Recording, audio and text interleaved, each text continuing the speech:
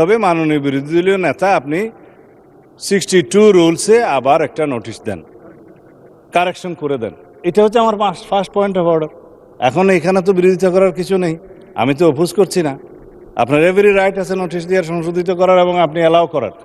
কিন্তু যে নোটিশটা এখন আমাদের সামনে আছে, এই নোটিশটা হচ্ছে 68 রুলস অনুসারে নোটিশ। আপনি জরুরি জনগুরুত্বপূর্ণ বিষয় আপনি দেখেন, জরুরি জনগুরুত্বপূর্ণ বিষয় সম্পর্কে সংক্ষিপ্ত আলোচনা এখানে আধা ঘন্টা পাবেন।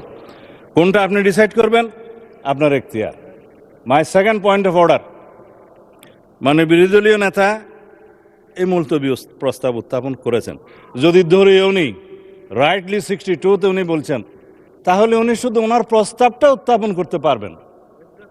এখানে আপনি জুলাই জাতীয় সনদ উইদিন ব্র্যাকেট সংবিধান সংস্কার আদেশ বাস্তবায়ন আদেশ 2025 13ই নভেম্বর, এইটা পুরাটা পড়ার তো মাননীয় স্পিকার কোনো সুযোগ নাই।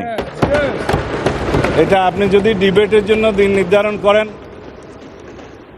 আগামীকালকে করবেন না আগামী পরশু করবেন, 3 দিনের ভিতরে আপনি করতে পারেন, সেদিন আলোচনা হতে পারে।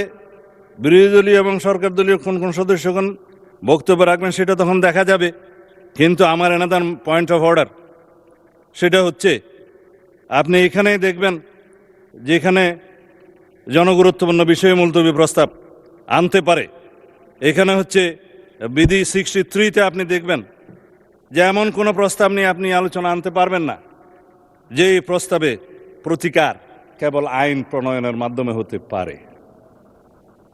এখানে এটার প্রতিকার তো সংবিধান সংশোধন এবং আইন প্রণয়নের মাধ্যমেই হবে। It is not simple debate on the recent issues outside the house or published in any paper. যে সমস্ত বিষয়ে আলোচনা হয়, সাধারণত দ্রব্যমূল্য বৃদ্ধি হয়েছে, আইন শৃঙ্খলা অবনতি হয়েছে, এই সমস্ত বিষয়ে কোনো ঘটনা নিয়ে মুলতবি প্রস্তাব সাধারণত হয়। It is the tradition of the parliament. হয় কি হয় না সেটা পরে, কিন্তু উত্থাপিত হয়। আমার জীবনে খুব কম দেখেছি আমি মুলতবি প্রস্তাব অ্যাকসেপ্ট হয়েছে বা উত্থাপিত হয়েছে বা আলোচিত হয়েছে বা বুটে গৃহীত হয়েছে। কিন্তু এটা তো আইন প্রণয়নের সাথে জড়িত। আপনি বিধি 63তে দেখেন যে বিধিটা 63তে বলা আছে যে বিষয়গুলো আইন প্রণয়নের মাধ্যমেই সমাধান হতে পারে, সেই সমস্ত কোনো বিষয় জরুরি গুরুত্বপূর্ণ বিষয় হিসেবে মুলতবি প্রস্তাবের জন্য আসতে পারে না। এখানে আমার ফেয়ার প্রপোজাল আছে, this is my third point of order, fourth point of order. আমার প্রপোজাল আছে, আমরা সংবিধান সংশোধন করতে চাই, আমার বিরোধী দলের সদস্য কেউ কেউ সংস্কার করতে চান। পার্লামেন্টের ল্যাঙ্গুয়েজ হচ্ছে কনস্টিটিউশন হয় প্রণীত হবে অথবা রহিত হবে অথবা স্থগিত হবে অথবা সংশোধিত হবে। আমরা এখানে সোভারেন পার্লামেন্টের এখতিয়ার নিয়ে এসেছি, সোভারেন জনগণের। আমরা এনাক্টমেন্ট করতে পারবো, আইন প্রণয়ন করতে পারবো, এবং সংবিধানও একটি আইনের মাধ্যমে বিলের মাধ্যমে এসে সংবিধান সংশোধন হবে। সুতরাং সংবিধান সংশোধনের জন্য let us form a constitution reform committee here, position এবং অপোজিশন সবগুলোকে নিয়ে, সবাইকে নিয়ে সংবিধান সংশোধনের জন্য আমরা কাজ করি। এবং আমাদের গুরুত্ব দিতে হবে জুলাই জাতীয় সনদ, যেটা জাতির সামনে সংসদের দক্ষিণ প্লাজায় সবাই স্বাক্ষর করেছেন, একটা ঐতিহাসিক রাজনৈতিক সমঝোতার দলিল। আমি এটার বিরোধিতা করছি না এই জন্য যে দলিলের মাধ্যমে সংবিধান পরিবর্তন হয়ে যায়নি, সংবিধানের কোনো বিধান পরিবর্তন হয়ে যায়নি, কোনো অর্ডিন্যান্সের মাধ্যমে সংবিধানের কোনো কিছু ডিলিট হয়ে যায়নি, সেটা জায়েজ আছে, কিন্তু প্রস্তাব করা যায়। এইটা হচ্ছে সেই প্রস্তাব জুলাই জাতীয় সনদ, যে পরবর্তী পার্লামেন্টে সংসদে সবাই রাজনৈতিক সমঝোতার দলিল হিসাবে এটা অনুযায়ী আমরা সংবিধান সংশোধন করব। এবং যে সমস্ত রাজনৈতিক দল ম্যানিফেস্টোতে অন্যান্য বিষয় উল্লেখ করেছে, সেই ম্যানিফেস্টো অনুযায়ী জনগণের ম্যান্ডেট পেয়েছে, আমরা 51% ম্যান্ডেট পেয়েছি। আমরা সেই মতো আমাদের ইশতেহারে উল্লেখিত অন্যান্য বিষয়গুলো যেগুলো সংবিধানকে টাচ করবে সেখানে এগুলো আনতে পারবো, এবং অন্যান্য বিষয়গুলো হয়তো আইন কানুন পাশ করে করা যাবে। যাই হোক, আমরা যেমন কৃষি ঋণ মওকুফ করেছি, সেটা আমাদের ম্যানিফেস্টোতে ছিল, ম্যান্ডেট ছিল, এটার জন্য সংবিধানে টাচ করতে হয় নাই।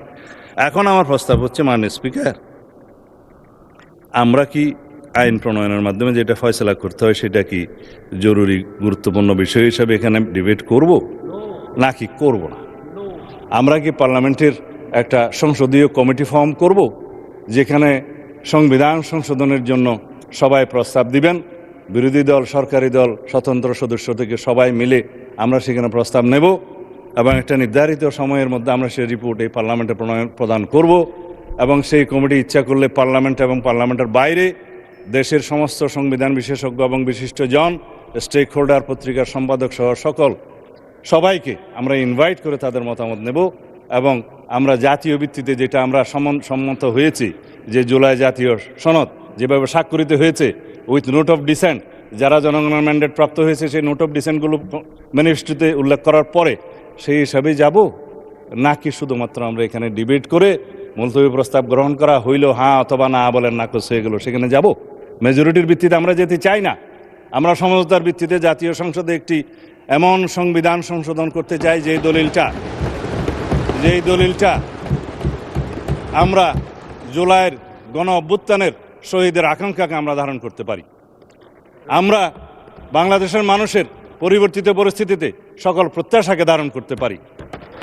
সেই জুলাই গণ অভ্যুত্থানের শহীদের আকাঙ্ক্ষা, প্রত্যাশা, জনপ্রত্যাশা, বিরোধী দল এবং সরকারি দল সবাই মিলে যারা সংসদের বাইরে আছে তাদেরও মতামত সহ নিয়ে আমরা এমন একটা দলিল রচনা করি যাতে করে আমরা অনেক দিন এই দলিলটা নিয়ে কাজ করতে পারি।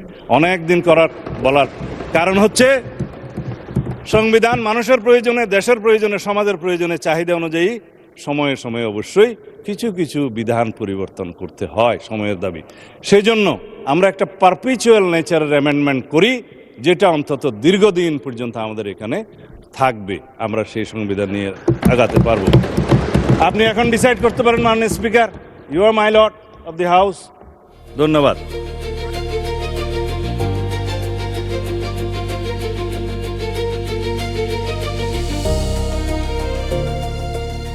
দিনাজপুর টিভি মানুষের জীবনের কথা বলে।